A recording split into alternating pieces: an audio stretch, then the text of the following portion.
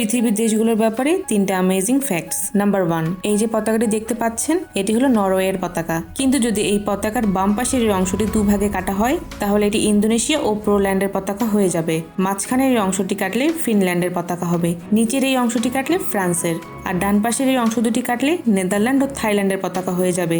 না জানি ডিজাইনার কি খেয়ে দেশগুলোর পতাকা নির্মাণ করেছে। এই ডিজাইনার মহাপুরুষকে চায়নায় পাঠিয়ে দেওয়া উচিত। নাম্বার 2, প্রশান্ত মহাসাগরে মাইক্রোনেশিয়া নামে একটি আইল্যান্ড আছে। এখানে পাথরকে কারেন্সি, টাকা পয়সার পরিবর্তে ব্যবহার করা হয়। যে পাথরটি যত বড় ও পুরনো তার মূল্য তত বেশি হয়। যদি এমন কারেন্সি পুরো পৃথিবীতে হতো তাহলে নেপাল পুরো পৃথিবী কিনে বসে থাকতো। নাম্বার 3, পৃথিবীর মানচিত্রে দেখলে রাশিয়াকে ভারত থেকে অনেক বড় দেখায়, তাই না? আসলে রাশিয়া উত্তর দক্ষিণে অবস্থান করে, তাই এত বড় দেখায়। এটা জানার জন্য একটি ওয়েবসাইট আছে যার নাম truesize.com। এখানে আপনি রাশিয়া সার্চ করুন, তারপর রাশিয়ার মানচিত্রটি নিচে নিয়ে আসুন। এই যে দেখুন, এটা হচ্ছে রাশিয়ার আসল সাইজ।